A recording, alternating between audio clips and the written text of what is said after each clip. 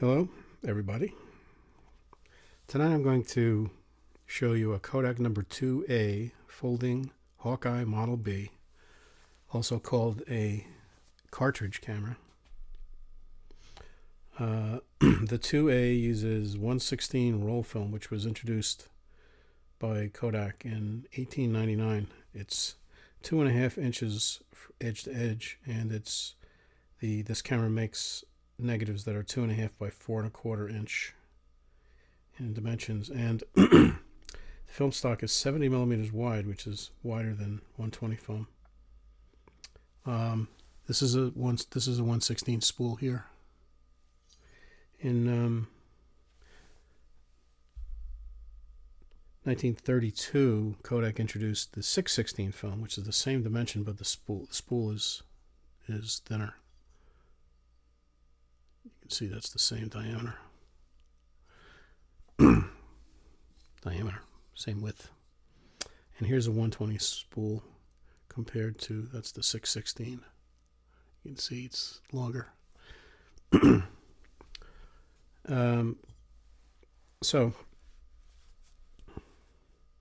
these cameras, and any camera that says Hawkeye, that's a Kodak camera, was originally made by a company called the Boston Camera Company, and that passed hands to a company called the Blair Camera Company in 1890, and then Kodak bought it in 1907, and they moved it to Rochester, the production of it to Rochester. After World War I, these were pretty much premium cameras, and the regular camera that most people would buy would be a Brownie, but these were the higher end cameras.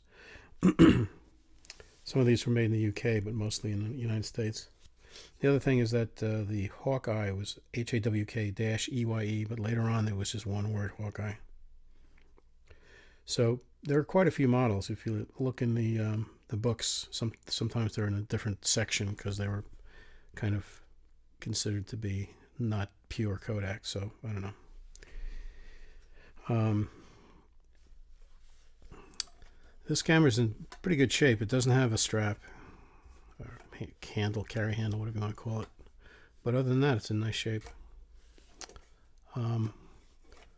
It has a tripod hole here, a tripod mount there.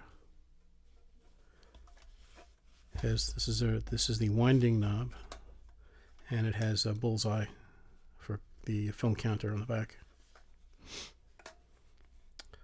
On the front, it has two latches that hold this piece in here, which is the cartridge I was referring to. So in order to open this, basically you just unlatch this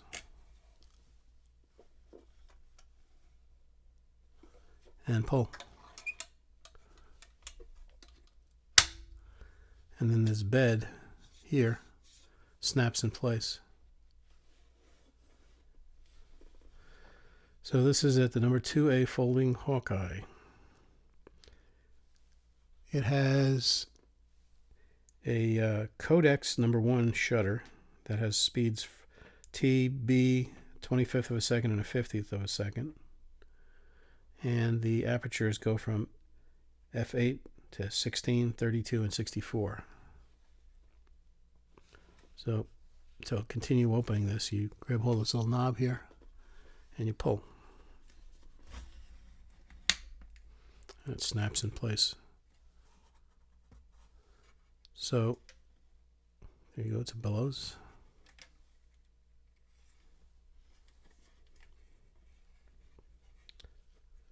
So going around this camera, here are the shutter speeds up here on the top. You move the little index.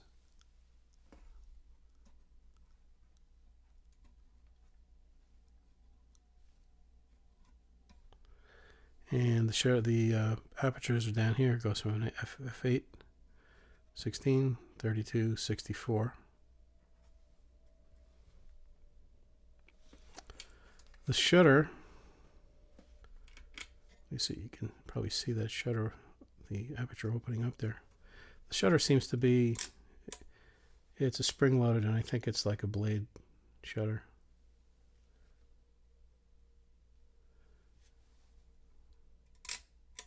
you go. It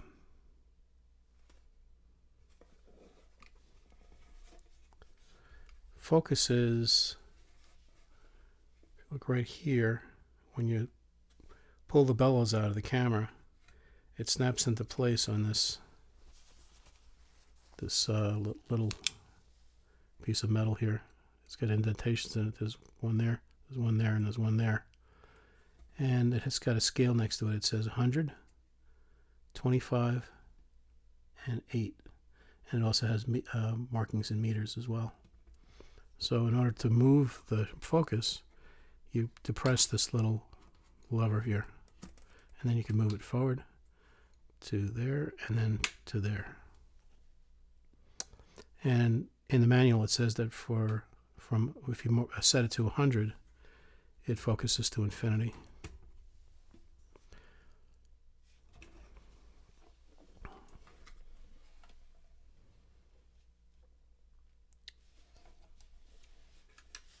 This is the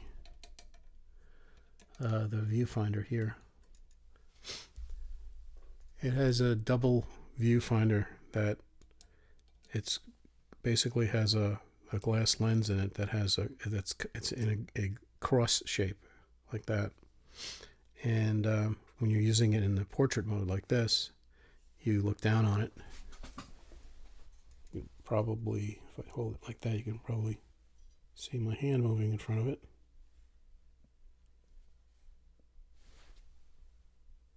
There, see that? And when you want to use this camera in the landscape mode, you just swivel this eyepiece here, and then you use the cross, part of the cross that goes that way. And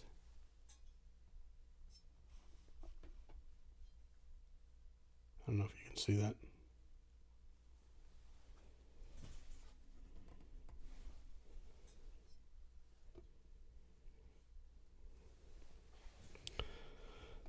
So it's a cute little viewfinder, I kind of like it.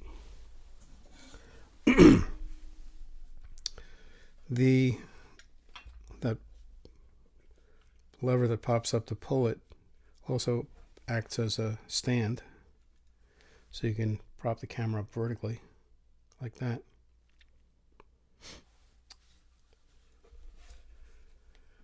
When you close it, basically you press these bars on the side, and then, well, actually it folds up first. Slide it closed, and then it closes, and then this lever gets set down. The lever does go all the way across, and you can see that like little hook there, which hooks onto a bar that's going through there. So to take the cartridge out, to load it, you slide this over like that. When I first got this camera, this lever kept flopping out on its own, so I took a pair of vice grips and some cotton glove material, squeezed it to tighten those up a little bit. Now it's good. Now it doesn't fall open. So you open that, and then the entire insides come out, and this is the thing they call the cartridge. So you can see this is the bellows folded up here. This little piece of dust. I gotta get rid of that. And there are these rollers on this cartridge that facilitate the film going through. And I'm just gonna put that here. And this is the body where the film goes. So the only thing in here that's moving is this spring-loaded back here, which presses the film up against the aperture, the mask on here. So this is the 2.5 by 4.25 mask. So The problem with not being able to get 1/16 film can be helped by the fact that there are people out there in the world today who are using 3D printers to make these little adapters that when you put two of them on here, like that, it ends up being the size of a 1/16 spool. See that? So even though the film only goes like 1/4 of an inch across here, 1/4 of an inch less than the actual 1/16 film, it still pretty much covers the aperture in the back here. The only difference is that if you use the 1/16 film, you get the border around the edges of the negative. Whereas with this, the image goes all the way to the edge of the film, and then you get the Kodak. If you're using Kodak film, you get the Kodak logo imprinted on the edge of the film. But still, it's not bad. It actually works okay. The way you're supposed to load this camera, I have some dummy film here. The way to load this, according to the manual, is to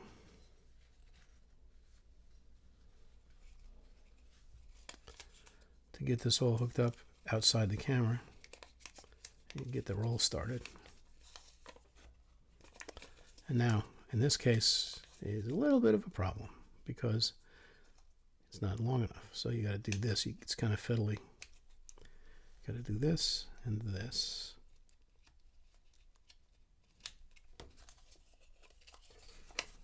And get that in there. And this is also a little bit fiddly. A lot of times it doesn't want to catch.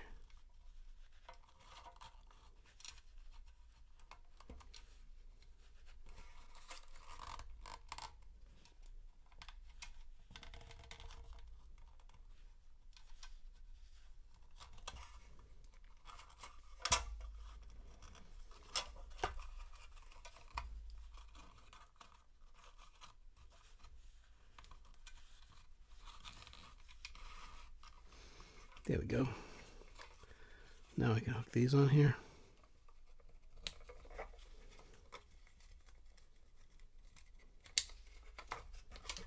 Put these on this end. I've got it started. Now you're going to take this. Put that in place. And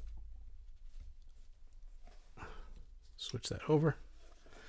Now here's the interesting part. I'm going to start winding. Hopefully you can see that winder in there, the counter, I should say. You can see their arrow just went by. And some more lines. Okay. That says Kodak. And then it says 1 right there. So, yeah, unfortunately, this camera, if you look at where the film counter hole is here, compared to, say, this camera, this Zeiss camera, what's over here, the winder is over here, and on this one, the winder is over here, film advanced winder, and the numbers don't quite work out because on these films,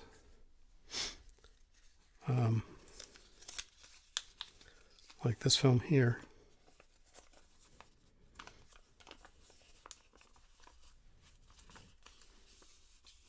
you start pulling the film out, this because the winder's over here, this film has to go this way, right? So it's going, you're pulling it out, you're going along, and you get to the first number here, and you're on the side of the film where the frames are for 6 by 45 centimeters, like a 645, and the numbers for the 6 by 9 are over here. So the distance between the frames is wrong for this camera. So what I did, I shot a couple of rolls in it after I discovered that that was the case. Basically, I shot a roll of film that's where I just shot every other frame, so I would shoot 1, 3, 5, 7, etc.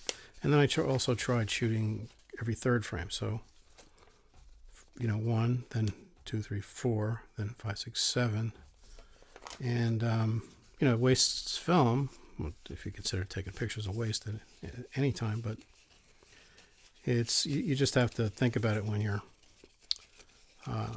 advancing the film, and otherwise you get overlapping frames and double exposures and whatnot. But it's a nice camera. It's I think it's worth shooting film with it, and I'm going to continue doing it. So I think that's about it for this camera. Take care.